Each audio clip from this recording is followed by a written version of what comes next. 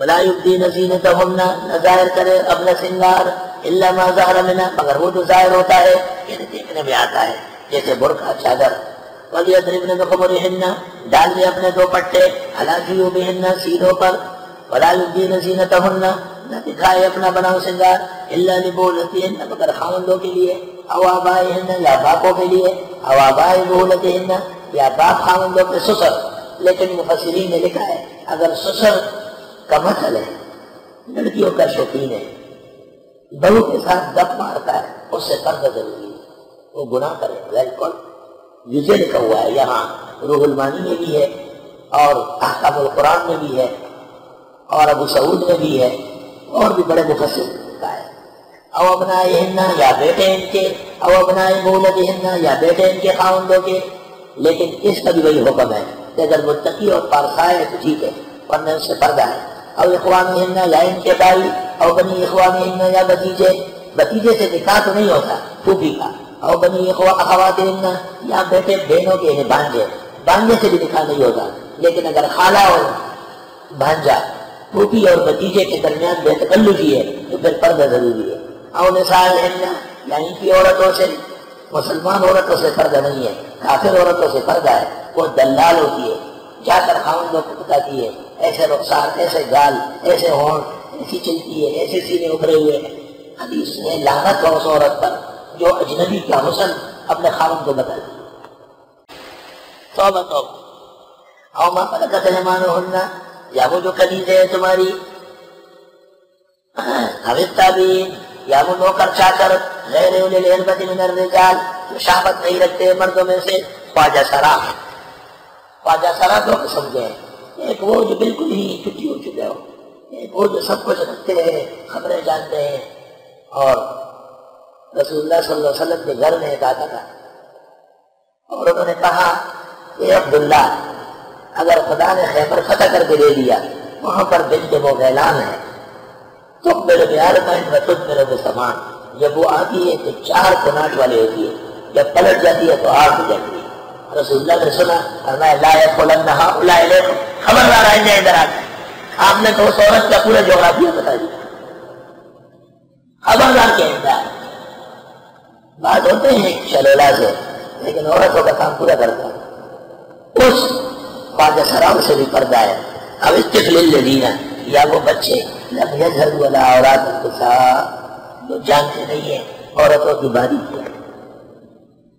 ایک زمانہ تھا بڑا لڑکا ہوتا تھا، پتہ نہیں اس مجھے کہاں دودھ لے آؤ، میں گھر سے دودھ خریدتا تھا، ان کے گھر میں لیا، وہاں 9 لڑکیاں جوان تھی، ایک نے شور مچایا، خدا کا شکر ہے میرا منگیتر آ گیا، پکڑو اس کو، میں اس کے ساتھ آج نکاح کرتی ہوں۔ بس لڑکی ایسی جو جوان، میں نے گلاس چھوڑ کے بھاگا، والدہ صاحبہ نے کہا دودھ نہیں لائے، میں نے کہا وہ عورت پکڑ رہی تھی، اور میں نے عورت کی لڑکی تو بھی رہتا، میں نے کہا میں ان کے گھر میں ہوا، تو اندر جاتا ہے، میں نے کہا اور کہا تھا، توبہ توبہ، اچھا ہوا تو پکڑ لیتے پیٹ کر لے گا۔ اچھا پیچھے سے وہ خاتون چادر میں گلاس بھر کے لے کے آئی، تمہاری والدہ خالہ جی دیکھو اندر آیا ہوا کرے، کوئی بات نہیں بھائی ہمارا۔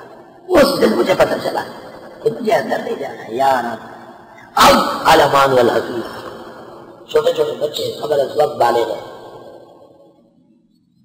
محلے میں کئی دوستوں کی شادیاں ہوئی، اتفاق سے 5-6 دلہنیں جمع ہوئی، اہل خانہ نے کہا ان کی ایک ہی دعوت کر لیتے،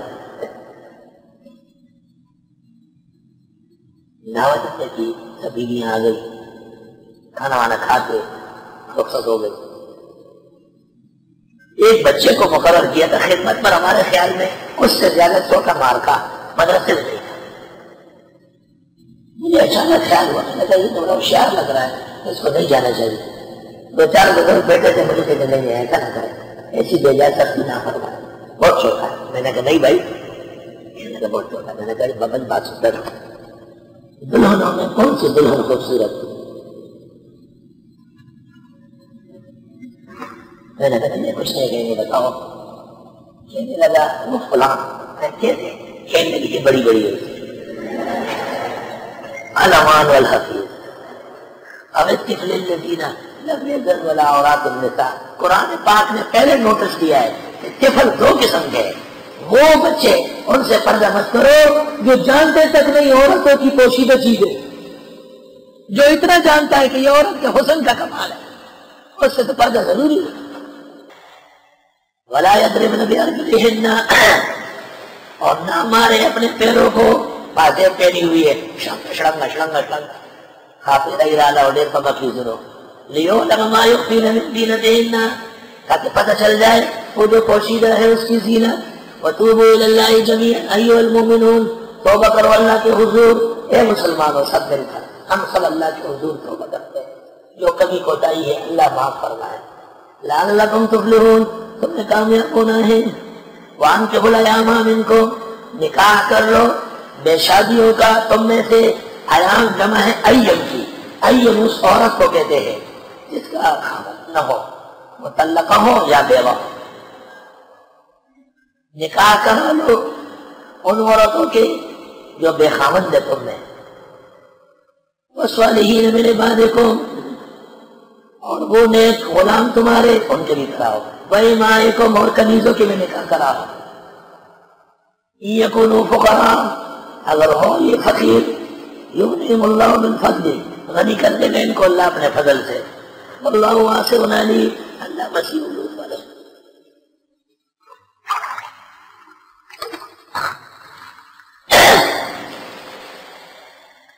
اگر کوئی عورت بیوہ ہوئی یا اس کو طلاق ہوئی ہے تو شادی بہتر ہے بغیر شادی کے رہ گئے۔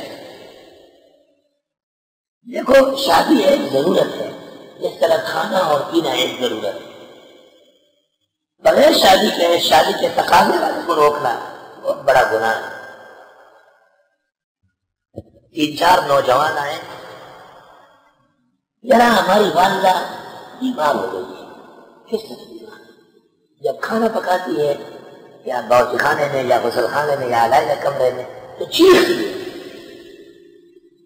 میں نے کہا اللہ خیر کرے۔ میں نے پوچھا ہمارے والد صاحب ہے، کہیں 3 سال ہو گئے انتقال ہوا ہے۔ میں خدا ہے اس پر دن ہو سکتے نہ غم دور کمانا ہم خبر بکی اور نہیں خبر کی کوئی لوگ۔ میں نے کہا دیکھو آپ یہاں آئے مجھ پر اعتماد کیا ہے، جو میں مشورہ دوں گا اس کو مان لو، اگر تمہارے حق میں ہو اور میں ناراض نہ ہو۔ نہیں میں نے کہا والدہ کی شادی کرا دو۔ کہنے لگے والدہ کی شادی کرانی؟ میں نے کہا کوئی شادی برا ہے، شادی کا کام زنا کا بھی کہا ہے۔ ایک دوسرے کو دیکھا اٹھ گئے، یہ تک گئے، 2-3 برا والے بھی کہہ دیا۔ میں نے کہا کوئی بات نہیں انشاءاللہ بات وہی ہوگی جو فقیر نے کہی ہے۔ منہ سے جو بھی بول نکلا جس نے تولا پورا کھول نکلا۔ گھر گئے آپس میں کہا یہ مولوی زندہ کیا ہے، اتنے مولوی مارے گئے اس کو بھی مارنا چاہیے۔ آخر میں ماں نے پوچھا بیٹے کیا ہوا؟ اکثر لوگ جو محترم کے پاس گئے تھے آپ کے علاج کے لیے، اس نے عجیب بات کہی۔ ہم بڑے خطرہ کیا بات کہی؟ اس نے کہا والدہ کا نکاح کرا۔ اس نے کہا بیٹے جب عالم لوگوں کے پاس جاتے ہو تو پھر اعتماد بھی کیا کرو۔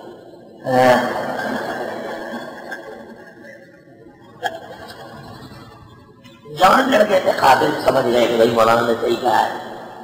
8-10 دن بعد آئے ہمارے بزرگ محلے والے کو لے کے، معاف کر گئے کیا ہوا؟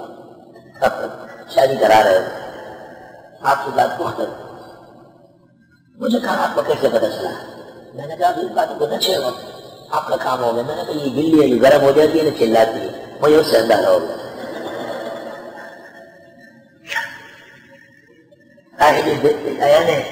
نے شریک کہیں اور سے لیا تو ہم تو بلی سے خیاس نہیں کرتے، کیا بری بات ہو گئی۔ یہ یکونوا فقراء، اگر ہو یہ غریب شادی نہیں کر سکتے آپ کرا دے۔ یغنیہم اللہ من فضلہ، غنی کر دے گا ان کو اللہ اپنے فضل سے۔ آیت میں خوشخبری ہے کہ نکاح سے فقر دور ہو جائے گا۔ اللہ واسع علیم، اللہ وسیع علوم والے ہیں۔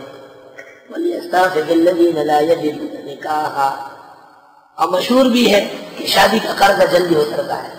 خوش ہوتے ہیں میاں بیوی، سویرے کام پہ نکل جاتا ہے، دیر سے آ جاتا ہے، ایسا ساری رات خوش رہتا ہے، دلہن آنے پیچھے ہوتی ہے، یہ باغ گلے گلے ہوتا ہے تو پتہ ہی نہیں چلتا۔ لوگ بھی ذرا رعایت کرتے کہ ابھی ابھی تو شادی ہوئی ہے، خوشیوں میں ہم شریک ہوئے کیوں تم کرے؟ تو قرض جو شادی کا ہے مشہور ہے، وہ جلدی اتر جاتا ہے۔ وَلْيَسْتَعْفِفِ الَّذِينَ، چاہیے کہ عفت حاصل کرے وہ لوگ لا یجدون نکاحا، جو نہیں پاتے ہیں نکاح، حتی یغنیہم اللہ من فضلہ، یہاں تک کہ غنی کرے ان کو اللہ اپنے فضل سے۔ والذین یبتغون الکتاب، اور وہ لوگ جو تلاش کرتے ہیں کتابت مما ملکت ایمانکم، تمہارے غلام کنیزوں میں سے۔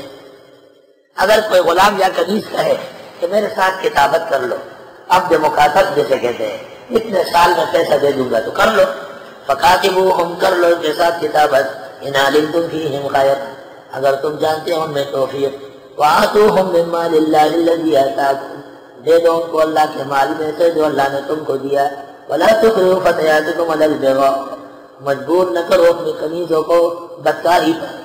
مکہ مکرمہ میں ایک ظالم تھا عبداللہ ابن سلول منافق، مدینہ میں تھا، کاروبار اس کا مکہ میں تھا، اس نے دو کنیزیں رکھی تھی، ایک کا نام تھا مسیکہ، دوسری کا نام تھا امیمہ، ان سے کسب کا گناہ قرار تھا۔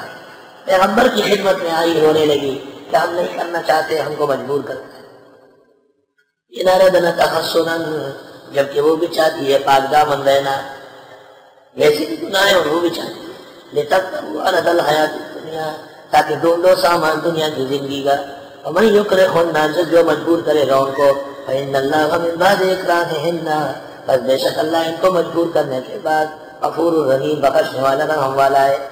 وَلَقَدْ أَنزَلْنَا إِلَيْكُمْ آيَاتٍ مُبَيِّنَاتٍ، اور یقیناً ہم نے اتاری تم کو آیت واضح، وَمَثَلًا مِّنَ الَّذِينَ خَلَوْا مِن قَبْلِكُمْ، اور مثال ان لوگوں کی جو تم سے پہلے گزرے، وَمَوْعِظَةً لِّلْمُتَّقِينَ، اور یہ موعظت اور نصیحت ہے پرہیزگاروں کے لیے۔